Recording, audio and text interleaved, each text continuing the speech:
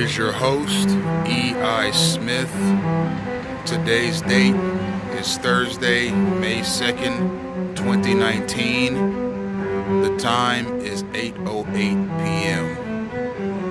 I'm on the corner of Alton and 19th Street, and I'm going to get some gang stalking caught on camera for you today. You're looking for synchronized obstruction, general gang stalking activity consisting of pedestrians and cars, and general gang stalking activity that I will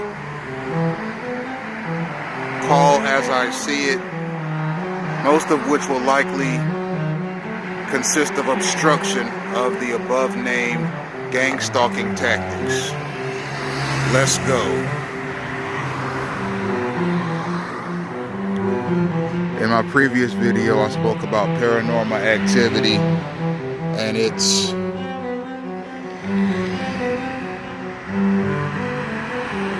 relevance to the gang stalking phenomena. Now, paranormal activity is defined as any activity that happens that does not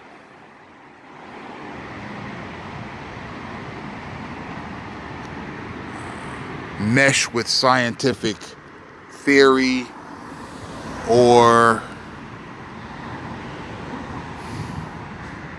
processes. The scientific method is what is used to figure out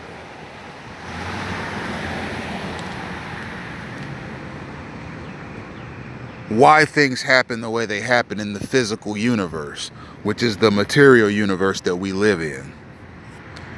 Now, if something happens that the scientific method cannot explain, that is called paranormal activity.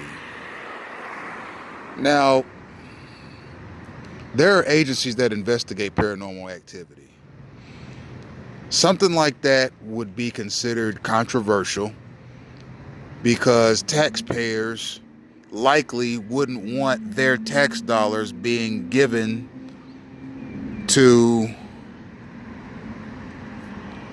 and used for the investigation and study of paranormal activity.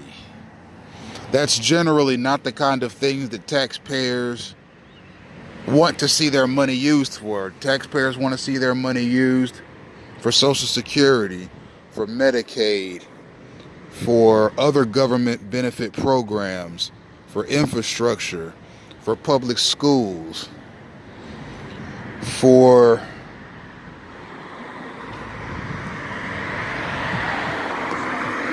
public servants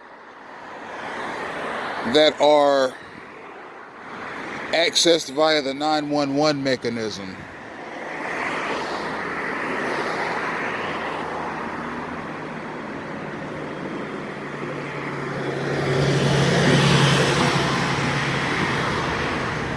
And for public transportation and other public works.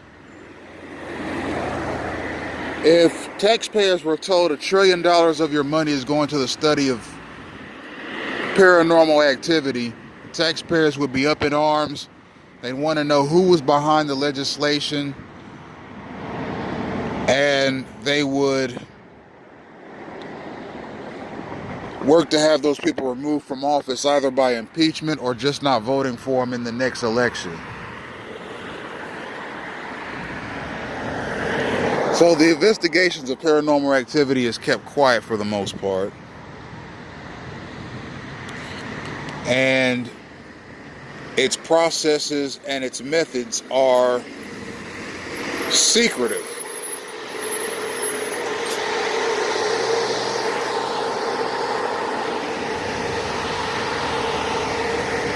There are people in the United States being investigated for paranormal activity right now as we speak.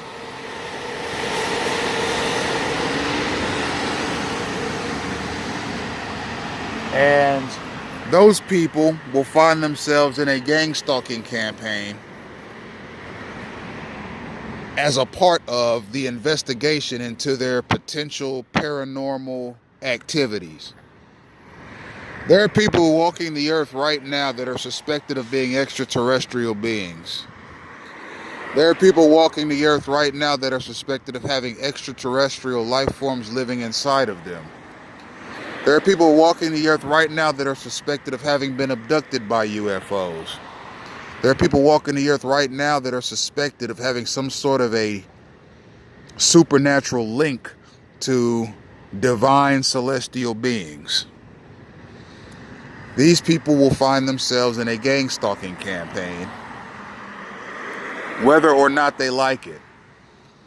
Now, one thing about gang stalking is this. People who are gang stalked are generally not well known. They're not particularly famous. They're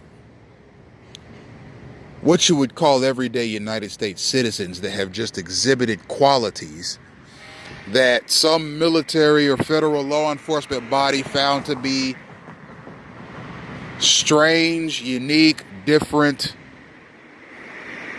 not ordinary, and potentially threatening to national security.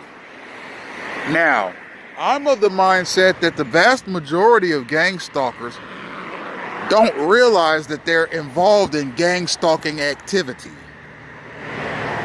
They're acting on some cue or mechanism that are given to them by superior gang stalkers. I do believe, however, that the people who participate in gang stalking suspect that their actions are annoying and disadvantageous to other people. They just don't care. Being able to participate in gang stalking campaigns makes them feel special. It makes them feel like they're a part of something. And if their activity results in another person who's completely unrelated to them being stalked or otherwise disadvantaged, it's nothing to them.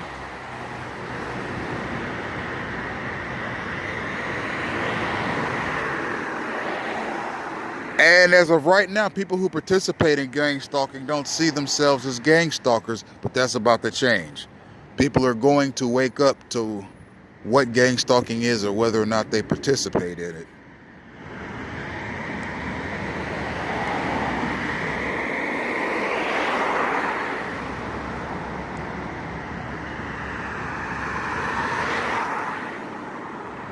I have 7 minutes of recording time left.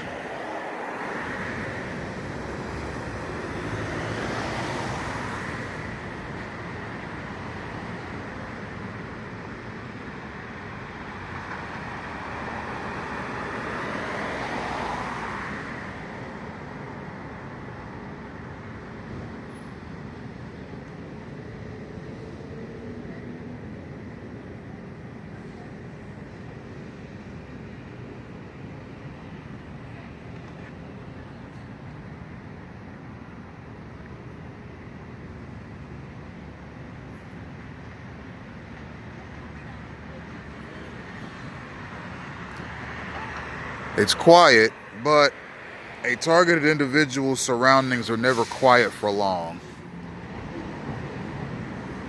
Eventually, you're going to see people in some form or fashion come around you in a synchronized manner.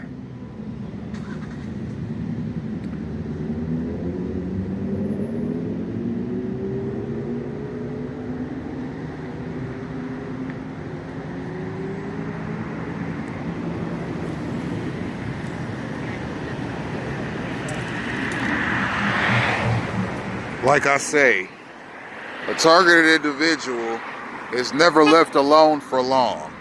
Eventually, somebody moves to crowd his space. And it's synchronized. Maybe that gang stalker on the bike was told, I want you to drive past this person. Maybe that gang stalker was told, I just want you to circle the block right now.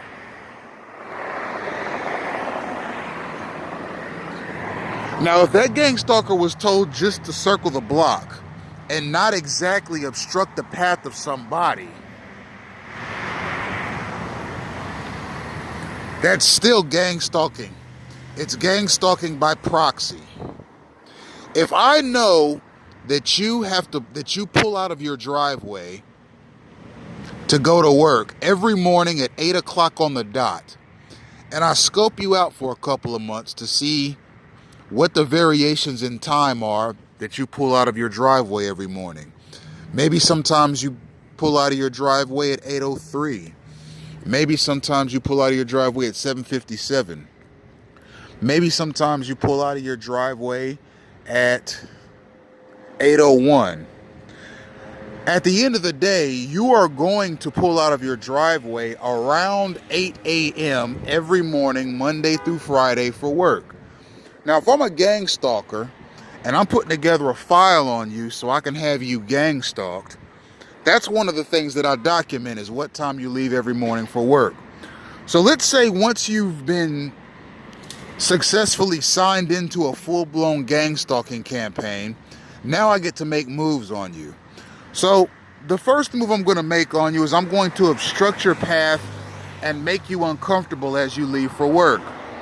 So what I'd do is I'd have a gang stalker obstruct your path by driving past your vehicle before you leave your driveway so as to obstruct you, to make you slam on your brakes so that you can't get out of the driveway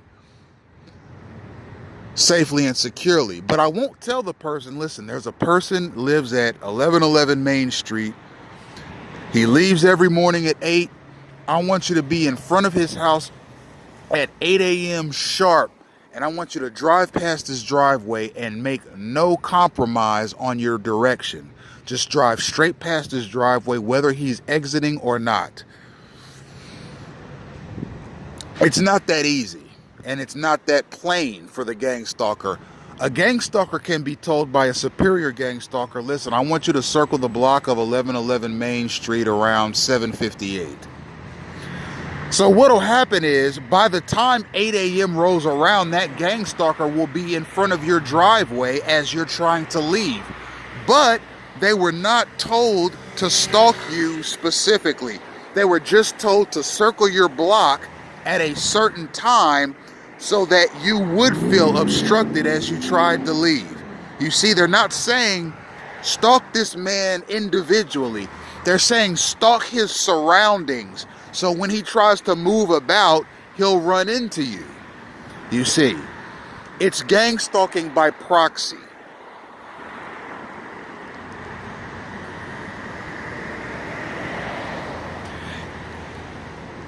So that's one of the ways I know to explain it. You're not stalking the person, you're stalking their immediate surroundings, but it's being done on purpose. The person being targeted is being targeted on purpose.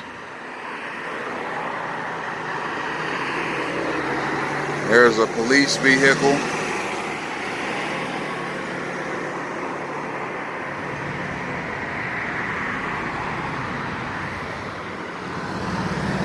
I'm glad we were able to catch one of those tonight, right as the trolley was coming.